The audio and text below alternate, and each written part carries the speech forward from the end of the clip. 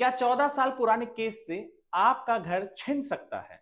क्या कोई केस 14 साल बाद अचानक जिंदा हो सकता है? और अगर इतने सालों में उसी जमीन पर बिल्डर ने नई इमारत खड़ी कर दी हो तो उसका क्या होगा? सुप्रीम कोर्ट ने अभी एक ऐसा बड़ा फैसला दिया है जो हर होम बायर और बिल्डर के लिए सबक है। नमस्कार, मैं हूं वरुण सिंह और स्क्वायर फीट इंडिया में आपका स्वागत है।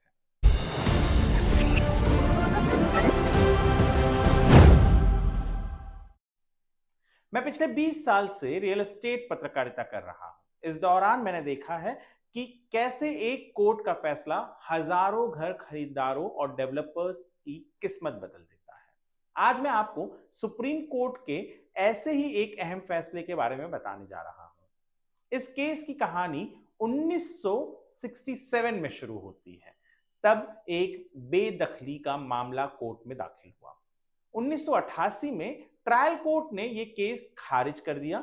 1979 में अपील दाखिल की गई, लेकिन 2008 आते आते हाई कोर्ट ने भी इस अपील को खारिज कर दिया क्योंकि अपील करने वाला पक्ष कोर्ट में पेश ही नहीं हुआ।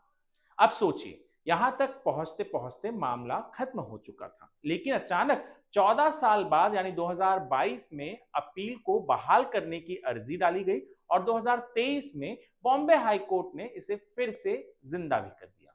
लेकिन कहानी यहीं पर और उलझ जाती है, क्योंकि इतने लंबे गैप में उस जमीन पर नया डेवलपमेंट शुरू हो चुका था। सेठिया इंफ्रास्ट्रक्चर नाम का डेवलपर इस प्रॉपर्टी पर एक बड़ी रीडेवलपमेंट परियोजना लेकर आया था। इमारत खड़ी हो चुकी थी, नए खरीदारों को अधिकार भी मिल चुके थे, यानी थर्ड पार्टी राइट्स भी क्रिएट हो चुके थे। अब सवाल उठता है, क्या पुराने मालिक का हक फिर से बहाल करना सही है, जबकि थर्ड पार्टी राइट्स यानी खरीदारों और डेवलपर के अधिकार अब जुड़ चुके हैं? यही सवाल सुप्रीम कोर्ट के सामने आया और सुप्रीम कोर्ट ने बहुत साफ बातें कही। इतने लंबे समय बाद कोर्ट पुराने केस को ऐसे ही नहीं जगा सकता।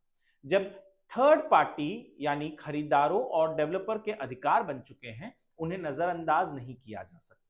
याचिकाकर्ता इतने साल तक सोए रहे और तभी जागे जब जमीन पर प्रोजेक्ट बन चुका था। सुप्रीम कोर्ट ने हाई कोर्ट का आदेश रद्द कर दिया, जिसमें अपील को बहाल किया गया था, लेकिन साथ ही कहा अब जब अपील दोबारा सुनी जाएगी तो डेवलपर को भी इस केस का पक्षकार बनाया जाएगा। इसका मतलब साफ है, अगर आपके अधिकार इतने लंबे समय में बन चुके हैं तो कोर्ट उन्हें यूं ही खत्म नहीं कर सकता। यह फैसला सिर्फ एक केस तक सीमित नहीं है, इसके असर बहुत बड़े हैं। होम बायर्स के लिए सबक: अगर आपने किसी प्रोजेक्ट में घर खरीदा है और बाद में कोई पुराना केस निकल जाता है तो अब आपके अधिकार भी सुरक्षित माने जाएंगे।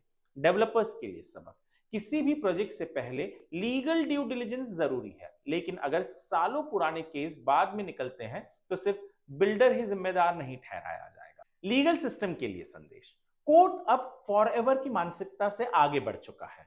डील के बाद थर्ड पार्टी राइट्स की रक्षा ज्यादा अहम होगी।